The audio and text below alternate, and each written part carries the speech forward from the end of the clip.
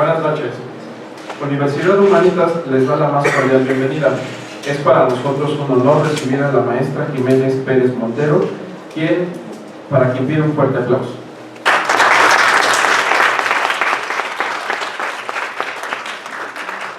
La maestra Jiménez Pérez Montero cuenta con una maestría en psicoanálisis por el Colegio de Psicoanálisis Lacaniano, una especialidad en clínica psicoanalítica por el Colegio de Altos Estudios de la Red Analítica Lacaniana y miembro fundador de la Escuela de la Letra Psicoanalítica. Actualmente trabaja clínicamente y es docente en Universidad Humanitas.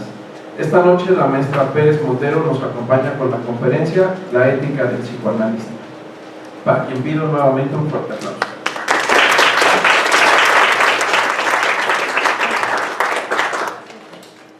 Y bueno, gracias.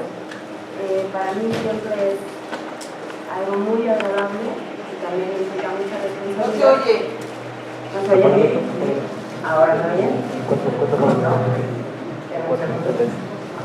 ¿Ahora? ¿No? ¿Ya? Sí. Espero que sí, ¿no? Bueno. Les decía que para mí siempre es como un gusto, pero también una responsabilidad bien grande que vengan a escucharte, ¿no?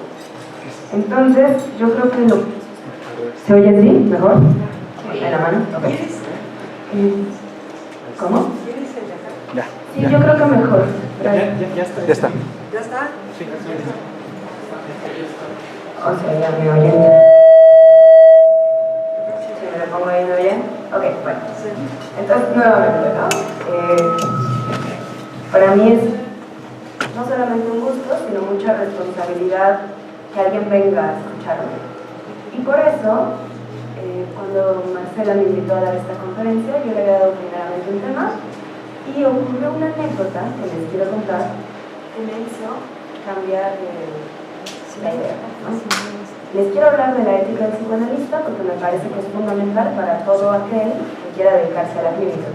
Como bien saben, yo a veces ocupo la posición de psicoanalista y bueno, ahorita voy a hablar un poco más de eso, ¿no? Por eso la titulo La ética del psicoanalista y no la ética del psicólogo, porque evidentemente me implica en lo que yo hago. Lo que ocurrió fue que el otro día, para no variar, no sé por qué se me ocurren estas cosas, pero me pasa. Estoy tomando un café en un lugar en Miguel Ángel de Quevedo y de repente estoy yo preparando clase. De hecho, estoy leyendo a Freud, tengo todos ya conociendo los libros de Freud. La vamos a cambiar, perdón, la vamos a cambiar.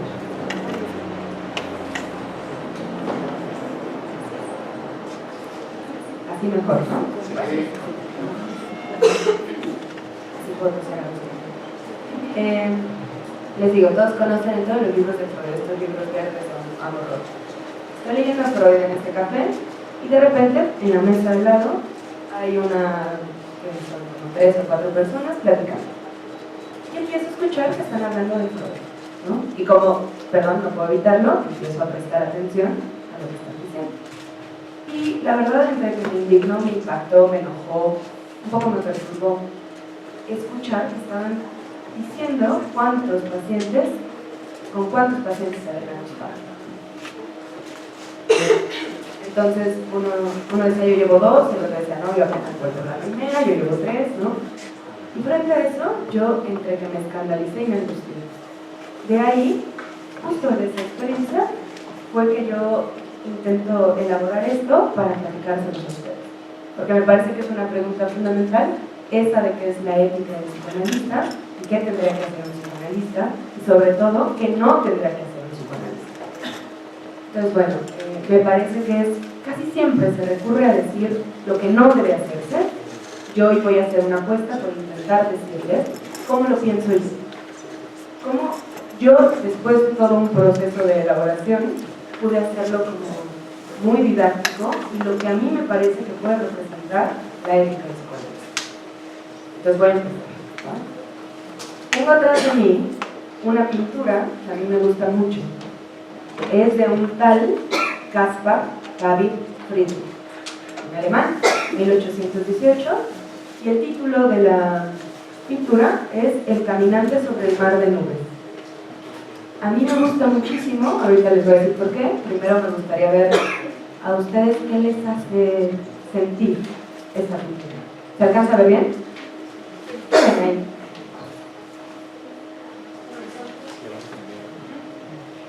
El horizonte, ajá.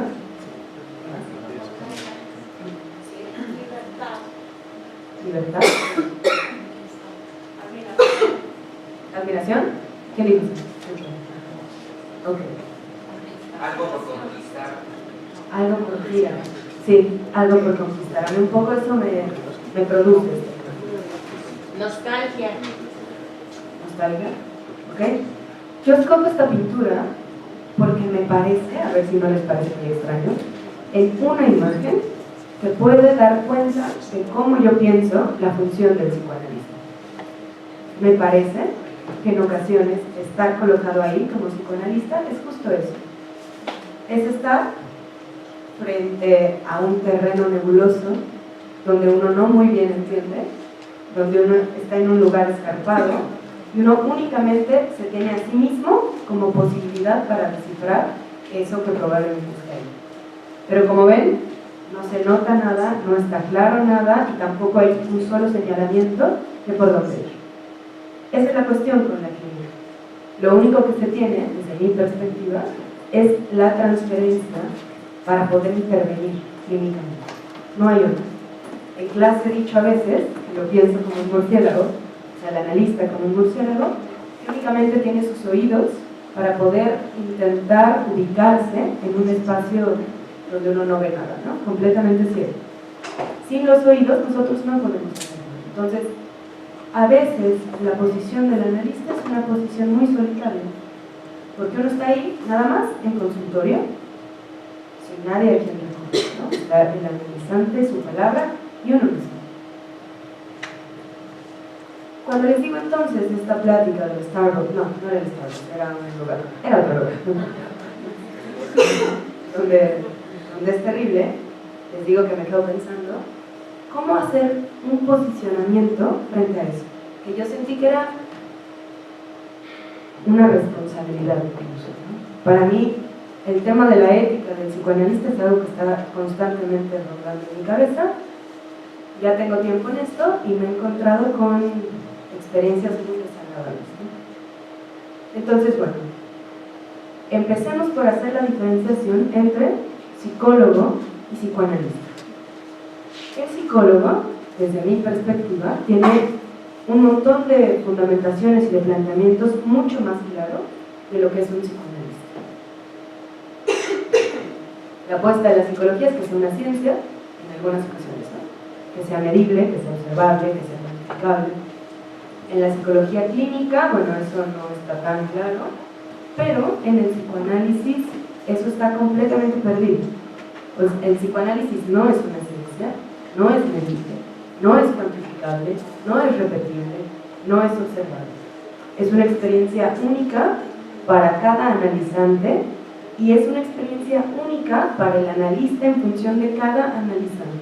¿Me siguen? No hay un universal. Cada análisis es individual y cada analizante construirá a su analista. De esto voy a hablar posteriormente.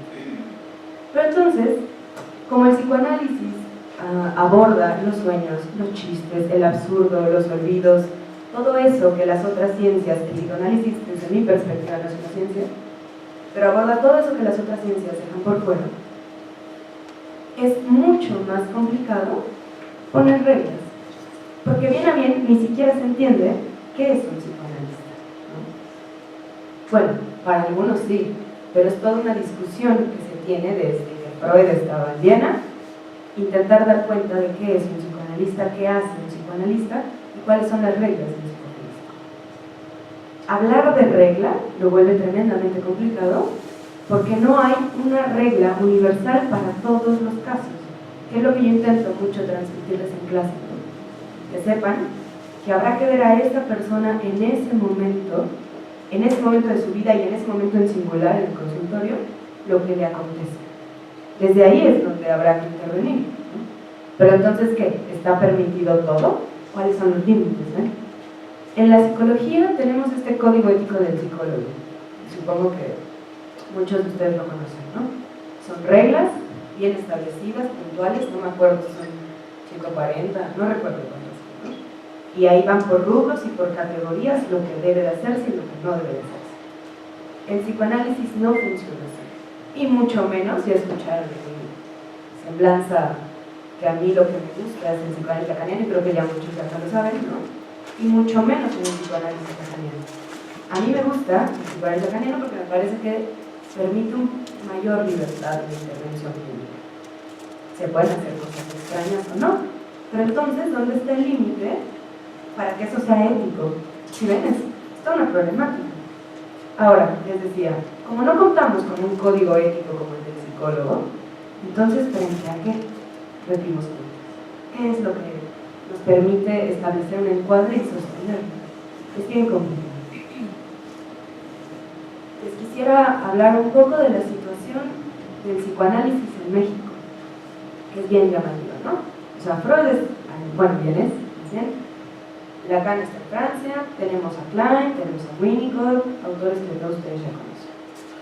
Hoy en día, acá en México, obviamente todas estas líneas del psicoanálisis conversan, y cada línea tiene sus especificidades. Si uno es psicoanalista, uno cree en lo inconsciente. La meta de ir a análisis sería hacer consciente lo inconsciente, sin importar si es kleiniano, winnicottiano, anafreudiano. Eso es la premisa fundamental, ¿no?, de la cura, hacer consciente lo inconsciente.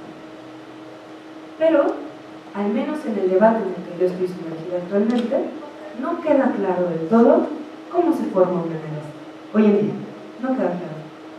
Por ejemplo, la escuela francesa radical, porque hay varias escuelas francesas, cuando Lacan fallece, hay, digamos, dos representantes, Jean Lalouche y Jacques-Alain Miller, ¿no? Jacques-Alain Miller tiene la particularidad de ser el yerno de Lacan.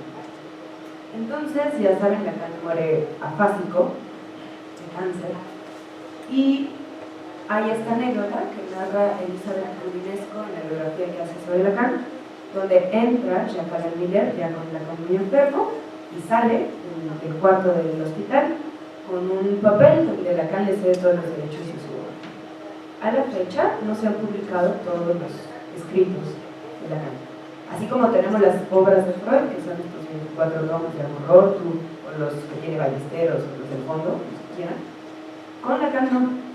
Por ejemplo, está publicado el 1, el 2, el 3, el 4, el 5, el 7, el 6, por ejemplo, el deseo y su interpretación no está publicado, el 8 sí, el 9, que es la identificación tampoco. O sea, hay ciertos temas que están, no sé por qué, no hechos públicos, ¿no? Entonces, bueno, ese es Miller. Por el otro lado está Jean Lalouche, que es el que funda de alguna manera esta escuela francesa radical, que es la École Lacanienne de la Psicanálisis. Ellos se han dedicado a traducir directamente al francés y dárselo a la gente que está interesada, ¿no? Peleas, no importa. Lo que quiero decirles es que no se ponen de acuerdo en cómo se forma un analista hoy, 2016. O sea, Freud se muere en 1939 y a la fecha no queda claro cómo se forma un analista. ¿Ustedes creen que si eso no queda claro, las reglas o la ética está definida? No, por supuesto que no. Hay algo que la École Lacanienne de la Psicanálisis, que es esta escuela como más radical que les cuento, llama el pase. El pase sería que alguien que quiere mostrar que es analista va con otros analistas y les cuenta su experiencia de análisis, y esos otros analistas definen si es analista o no, por ejemplo. Entonces, otra escuela no está de acuerdo en que se haga eso. O sea, son muchas discusiones. Es todo un tema, entonces. Pero bueno, hoy aquí yo me asumo psicoanalista para algunos en algún momento. Voy a hablar de esto a continuación. Lo que a mí me convoca hoy con ustedes es el tema de la ética. Y para eso quiero empezar con algo que repito en clase, que es si el psicoanalista ayuda, ¿no? Yo me he cansado de decir en clase que el psicoanalista no ayuda, ni hace el bien, ni está preocupado porque el otro esté bien. Ahora voy a fundamentar más adelante por qué no hacemos el bien, porque yo pienso que no ayudamos.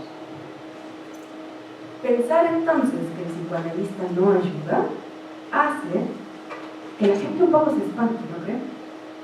¿Para qué iría alguien que está sufriendo? Porque, ojo, si alguien llega a análisis es porque no le está pasando bien, obviamente, ¿no? Porque hay algo de eso que le resulta insoportable. ¿Y qué pasa? Llegan con el analista y el analista dice algunas cosas, pero no soluciona la vida. El analista no soluciona la vida de aquel sufriente. Eso ya es una primera restricción importantísima. ¿Por qué? Porque frente al deseo de querer ayudar, uno no ayuda. No se trata de ayudar. Se trataría de que la persona pueda dar cuenta de su propio camino y decida de su propio camino. ¿Cómo? Escuchándose, dándose cuenta de un montón de cosas que no sabía que sabía y que van a posibilitar la creación de algo nuevo. El psicoanalista entonces ni hace bien ni ayuda. Y entonces me remití a los textos freudianos para intentar dar cuenta de los consejos que nos da Freud sobre qué hacer para ser psicoanalista y sobre todo en relación a la ética. Hay un texto de Freud que se llama Sobre la iniciación del tratamiento. Ese texto está en el tomo 12 que todos deberían de leer, la verdad. En este texto sobre la iniciación del tratamiento, Freud tiene una frase que a mí me parece genial. De inicio les pido una disculpa porque voy a hacer una grosería. La estoy diciendo porque la dice Freud, ¿ok? Y dice, lo cito textual: no hay nada más caro que la estupidez y la enfermedad. Eso es lo que nos dice Freud. Él lo dice en el marco de que le están haciendo una crítica al psicoanálisis, de que es muy caro, de que es muy lento, de que debería ser más rápido, un montón de cosas, ¿no? Y frente a eso lo que Freud dice es, ¿saldría más caro ser estúpido o estar enfermo? Cuando yo leo esta frase, lo que me genera es algo bonito, porque lo que yo termino concluyendo es que el psicoanalista no puede estar ni enfermo. Ahorita voy a hacer puntuaciones, porque el analista la puede pasar mal, puede estar pasando un divorcio, puede estar pasando un duelo, pero cuando está ahí como analista no puede estar ni enfermo ni ser estúpido. Y eso no quiere decir que uno no pueda tener tos en el consultorio. Tiene que pasar por otro lado, o sea, tiene que ver con otra cosa. Les hablaba entonces del tomo 12. En ese tomo están reunidos un montón de textos que hablan sobre la técnica psicoanalítica. Les voy a enumerar, son como 6 los textos, estos textos. El uso de la interpretación de los sueños en psicoanálisis, sobre la dinámica de la transferencia, consejos al médico sobre el tratamiento psicoanalítico, sobre la iniciación del tratamiento, recordar, repetir, reelaborar y puntualizaciones sobre el amor de transferencia. Desde mi perspectiva, esos son los textos donde Freud podría guiarnos en relación a la ética del psicoanálisis. Hay algo muy importante en este texto que se llama Consejos al médico sobre la iniciación del tratamiento. Perdón, Consejos al médico sobre el tratamiento psicoanalítico. Nos dice, lo cito textual en la página 115. No basta que el psicoanalista sea un hombre más o menos normal. Es lícito exigirle, más bien, que se haya sometido a una purificación psicoanalítica y tomado noticia de sus propios complejos, mismos que podrían perturbarlo para comprender lo que el analizado le ofrece. Y me parece que esta cita es fundamental, porque lo que Freud nos está diciendo, y no porque lo haya dicho Freud, sino porque yo en mi experiencia y en relación a mis colegas, si uno no tiene análisis, no hay forma de que uno ocupe la posición de analista. Me parece que esa sería una de las premisas éticas, haber ido a análisis. Aunque aún no haya leído los textos, y no sepa qué dijo Freud en 1905, si la persona ha ido a análisis, y algo muy importante, ir a análisis no es ir al consultorio y acostarte, ¿eh? Eso no. O sea, el analizante debe trabajar. ¿A qué me refiero? Debe asociar libremente. Si el analizante no va o no se le ocurre nada, ese tipo de cosas, no está trabajando tal cual. No es fácil. En análisis uno puede pasarla realmente mal. O sea, me remito otra vez a esta imagen, ¿no? Yo les decía, el analista es este, pero el analizante está allá entre las nubes, imagínense, ¿no? O sea, no es sencillo encontrar el camino. Como premisa, entonces, primero, el que desee ser analista, la ética del analista tendría que ver con ir a análisis. ¿A qué me refiero? Transitar un camino donde esa persona haya podido hacer consciente lo inconsciente. Y eso, de una manera u otra, lo va a colocar en una posición diferente. No hay duda. Cuando alguien ha ido a análisis, se escucha. Otro que ha ido a análisis puede escuchar el análisis del otro. Y no porque te lo platiquen, sino porque la posición subjetiva de ese sujeto cambia. Su posición frente a su historia, frente a su familia, frente a sus parejas, frente a la frustración, frente a todo, cambia. La persona se sabe con posibilidades. Eso con Freud. Y luego me fui con Lacan, ¿no? Entonces, Lacan sí retoma mucho más este tema, Freud no tanto, tal cual. O sea, Freud más bien estaba como dedicado a sostener esto del psicoanálisis, a que se le diera un lugar, a fundamentarlo en ocasiones como ciencia. Lacan no. Cuando Lacan llega, Freud ya se había... Bueno, cuando Lacan incluso le manda la tesis a Freud, y Freud no muy bien en ese caso, ¿no? Pero cuando Lacan ya es Lacan psicoanalista, está en medio de una batalla de todas las escuelas por quien tenía la verdad sobre el psicoanálisis. Frente a esto, porque en nombre de Freud, así como en otra ocasión estaba en un café, y esto creo que hasta luego todas las ahí sí donde estaba, y había nuevamente dos personas platicando, y no me acuerdo cuál era la temática, pero uno le decía al otro, pero si bien lo decía Freud, que en el sexo todo se vale, tú hazlo, ¿no? Freud jamás en 23 tomos dijo eso, nunca. Entonces, cuando Lacan llega, más bien es toda una discusión entre las escuelas por ver quién tenía la verdad sobre el psicoanálisis. Frente a eso, lo que él propone es hacer un retorno a Freud. Así lo nombra textual. Y es porque él argumenta que como ya Freud se había muerto, se había olvidado lo que Freud había dicho. Ya más bien se había vuelto una lucha imaginaria, ahorita voy a abordar qué quiere decir imaginario, por el poder. Entonces él retoma las lecturas de Freud, mezclándolas con matemáticas, topología, filosofía, antropología, literatura, para intentar pensar en psicoanálisis. Pero no repitiendo a Freud, sino intentando hacer algo novedoso en relación a lo expuesto por Freud durante toda su vida. Así es como Lacan da un seminario que dura como 23 años. Cada año era un tema.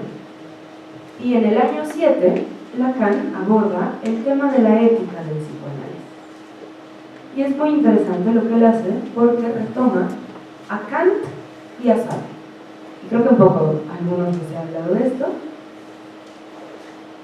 Lacan va a hacer una crítica radical al intentar hacer el bien y al altruismo. Y lo que él dice, todos saben acá que es el altruismo, ¿no? Los pobrecitos de los niños que no tienen zapatos, vamos a llevarles un montón de zapatos, ¿no? Lacan destruye eso, y a mí me parece, no por querer ser radical alternativa, sino porque me parece que tiene congruencia, que esta posición de ayudar tiene implicaciones terribles sobre el que recibe la ayuda. Lacan incluso llega a comentar que es un acto violento. ¿Por qué? Porque yo sé lo que a ti te hace falta. Todo aquel que me ha escuchado en clase me ha escuchado decir que la falta es fundamental y es constitutiva y posibilita la creación de una otra cosa. Lo peor que uno podría hacer es obturar la falta, o sea, quitar la falta.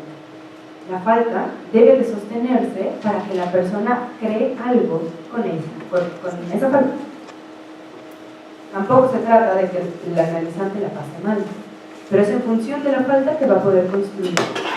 Bueno, cuando Lacan retoma entonces a Kant y a Sartre, hace algo rarísimo, porque aquel que conozca a estos dos autores podrá dar cuenta de cómo son completamente polos opuestos. Por un lado, tenemos a Kant, este filósofo tan importante, postulando, bueno, tiene varios libros, ¿no? La crítica de la razón pura, la crítica de la razón práctica y la crítica del juicio. Tiene más. hay una construcción que él realiza. ¿Podría subirlo un poco? Él hace este postulado, que es el imperativo categórico. No importa, únicamente se los explico así como rápidamente. En el imperativo categórico lo que Kant dice es: obra solo, aquí la tengo citada, obra solo según aquella máxima por la cual puedas creer que al mismo tiempo se convierte en una ley universal. ¿Qué quiere decir eso, no? Lo que Kant, digamos, lo que yo estoy leyendo en Kant es: obra de forma tal que tu acción sea un ejemplo para todos los demás. ¿Y cómo creen que era Kant? ¿Cómo era Kant? ¿Alguien sabe cómo era Kant?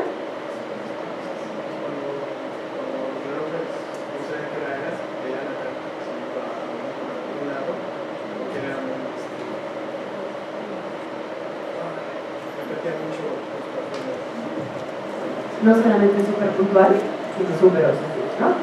Kant nació, ahora no te el dato, pero hay un libro muy interesante que escribe un amigo de Kant, donde narra sus rituales. Y hay uno precioso que era para dormir, que como Kant tenía más chico el plexo solar que los otros, tenía que dormir de una forma particular, entonces tenía alguien que en la noche ponía la sábana de tal forma para que no se pudiese iniciar, ¿no? Así. Era un gran pensador, muy obsesivo. Pues cuando él está postulando que lo que tú hagas sea un ejemplo para todos los demás, te está obligando a que actúes bien. ¿Sí ven? Porque todos los demás te están viendo, entonces no podría hacer algo malo. Por un lado entonces tenemos a Kant, y por el otro tenemos a Sauer. ¿Y quién es Sauer? ¿Más gente sabe? ¿Sí? Bueno, ¿no? Este literato que ha pasado a la historia, yo creo que un poco injustamente, como un pervertido. Yo no sé si Kant, que diga si sabe, era un pervertido, pero acá les quiero hablar de dos textos en particular.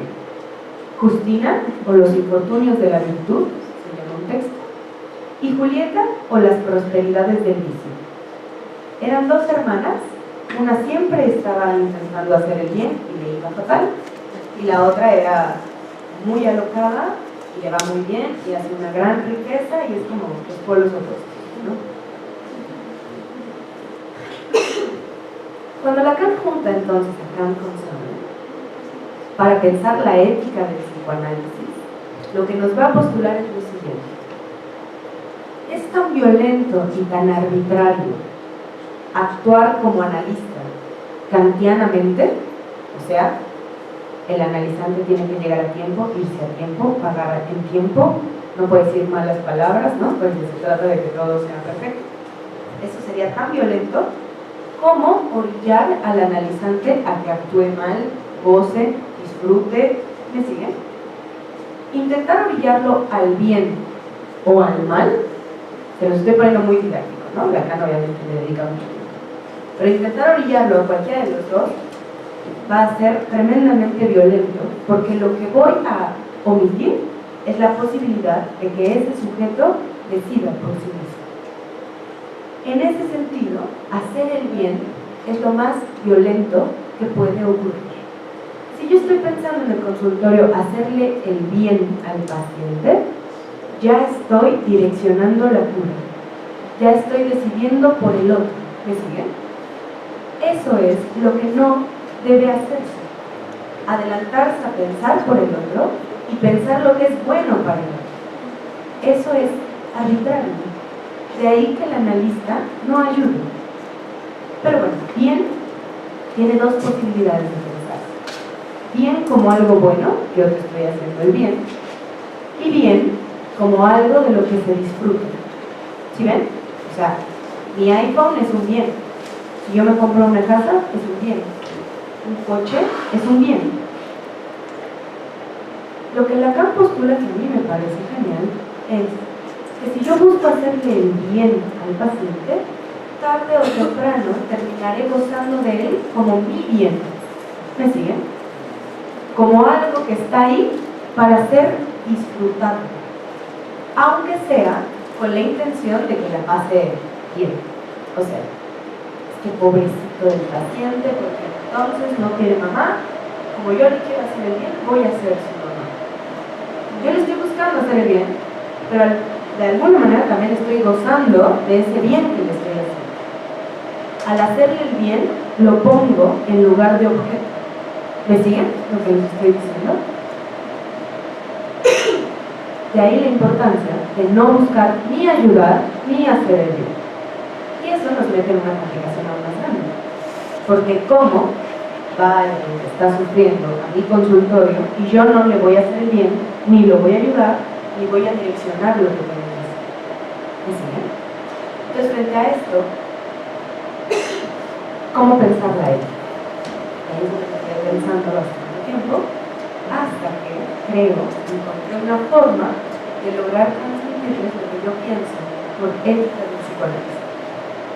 Para esto, me remití a un autor que a mí me gusta mucho, que se llama Michel Foucault, ¿no? Y Foucault tiene tiene muchísimos libros, en serio muchísimos, pero hay una entrevista en particular que yo quiero retomar hoy. Se llama La ética del cuidado de sí como práctica de la libertad. Este texto, esta pequeña entrevista, se la hacen a Foucault años antes de que muera, y es una entrevista que está relacionada con un curso que dio sobre la hermenéutica del sujeto. Bueno, ese texto es precioso, les voy a repetir el nombre: La ética del cuidado de sí como práctica de la libertad. ¿Qué nos dice Foucault? Que hay prácticas que llevan al hombre a ser libre. Y la práctica principal que llevaría al hombre a ser libre, según Foucault, es el conocerse a sí mismo, ¿no? Se realiza el oráculo de Delfos y eso que ustedes ya saben. Cuidar de sí mismo tendría que ver entonces con conocer. Una manera de cuidarte es conocer. Y eso me vino perfecto porque ¿qué hace un analizante en análisis? Se conoce. No solo conoce lo que sabe, sino que llega a conocer lo que no sabe de sí mismo. Eso es lo más interesante. Ahí donde el sujeto descubre algo, diría Lacan, ahí donde aparece el sujeto de lo inconsciente. Entonces alguien podría refutar: para ser psicoanalista habría que ser libre. Y eso es un gran problema, porque yo misma no sé si soy libre. ¿O libre frente a qué? ¿O libre cómo? ¿O libre de qué forma? O sea, englobar libertad, así como que yo soy libre, no lo sé. Aquí me pueden hacer una crítica: eres libre y tienes todo el palito, ¿no? O sea, estoy inmersa en una lógica capitalista, seguro, ¿no? Entonces, ¿cómo pensar la libertad del psicoanalista? Como era todo un problema, más que libertad, y eso también lo dice Foucault, pensemos en no ser esclavo. ¿Ok? No estoy diciendo que el psicoanalista sea libre, sino que el psicoanalista no es esclavo, que no lo mismo, ¿no? ¿Y no es esclavo de qué? Lo más importante, no es esclavo de sus pasiones. Me parece que poder ocupar la posición de psicoanalista tendría que ver con no ser esclavo de las pasiones.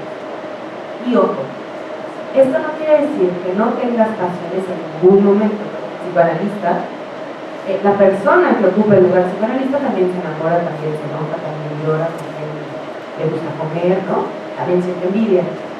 Pero no cuando está ocupando la posición de analista. Eso es algo que quiero dejar muy claro. Los que han tomado clase conmigo también me habrán escuchado decir que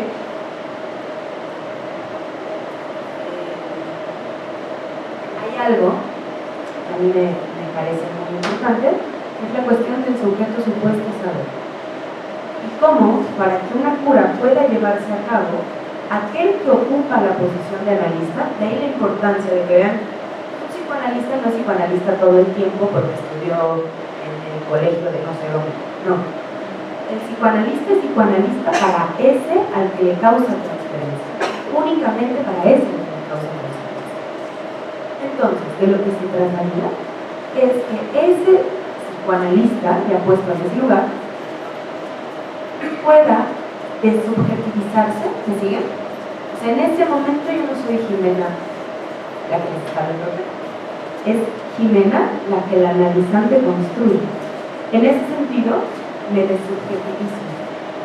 Y es el ejemplo que doy siempre, que puedo ser divorciada, madre soltera, gay, no gay, no importa. De lo que se trata es de que el paciente me construya y yo logro escuchar esa construcción y a partir de ahí intervenir. Esto para decirles cómo el psicoanalista tendría que dejar entonces fuera sus pasiones, fuera del consultorio. Ojo, puede hacer semblante de las pasiones. El psicoanalista puede fingir que está enojado, que está triste, algo, pero no realmente, sino en esa construcción que permite algo en el consultorio. Les decía, entonces, que el psicoanalista tendría que no ser esclavo de sus pasiones. Y es maravilloso, porque en un texto de Freud, Conceptos Alientos, él nos dice que lo único que posibilita el análisis es autogobierno. Que alguien que ha ido a análisis puede autogobernar. Adivinen qué. Las pasiones. Y sí, uno no se enoja igual, uno no llora igual, algo en eso de lo pasional se mueve. Entonces, ¿cuál sería la ética del psicoanalista? ¿Qué se necesita para ser psicoanalista? No ser esclavo de las pasiones y lograr liberarnos de los imaginarios. ¿Y qué es lo imaginario? Para Lacan es todo un tema, le toma mucho tiempo elaborar el imaginario. Si yo tuviera que ser muy didáctica, podría decirles que lo imaginario son estos ideales que nos oprimen. Donde ahí, porque yo tengo un iPad y un iPhone, ya soy alguien exitoso, por ejemplo. Eso sería lo imaginario. O porque llegan por mí en un